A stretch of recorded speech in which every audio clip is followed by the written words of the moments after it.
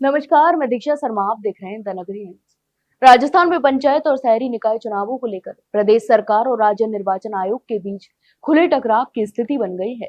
जी हां, हाईकोर्ट के सख्त आदेश के बाद आयोग ने जल्द चुनाव कार्यक्रम जारी करने की घोषणा कर दी है, जिससे सरकार भी हरकत में आ गई है। तो वहीं सरकार ने भी तुरंत फाइलों पर काम तेज कर दिया है। इसके अलावा कैबिनेट मंत्री सुमित गोदारा ने कहा कि पंचायतों के पुनर्गठन के लिए गठित सब कमेटी ने रिपोर्ट मुख्यमंत्री को सौंप दी है। उनका कहना है कि प्रदेश में चुनाव वन स्टेट वन इलेक्शन के तहत ही करवाए जाने चाहिए। तो वहीं यूडीएच मंत्री झावर सिंह खर्रा ने कहा कि हाईकोर्ट के फैसले पर विधिक राय ली जा रही है और जरूरत पड़ी तो सरकार इस मामले को सुप्रीम कोर्ट तक ले जाएगी।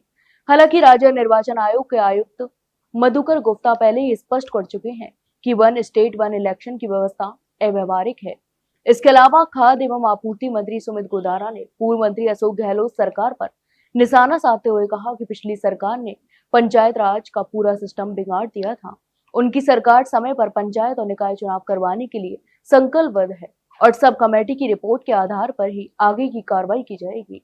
इसके अलावा इस कमेटी की अध्यक्षता शिक्षा मंत्री मदन दिलावर ने की, जबकि गोदारा, गजेंद्र सिंह खीपसर, अविनाश गहलोत और जवाहर सिंह बेडम भी सदस्य थे।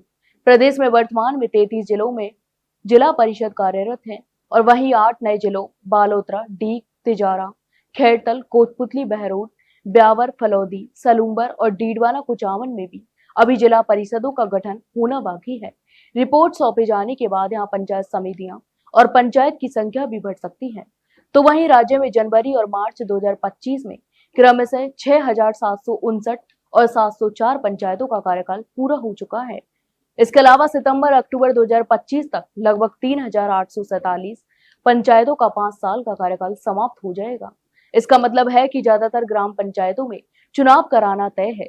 इसी तरह जयपुर, जोधपुर और कोटा नगर निगमों का कार्यकाल नवंबर में पूरा होगा। उदयपुर, बीकानेर, भरतपुर, अलवर और पाली नगर निगमों में प्रशासक नियुक्त भी किए जा चुके हैं, जहां चुनाव कराए जाने हैं।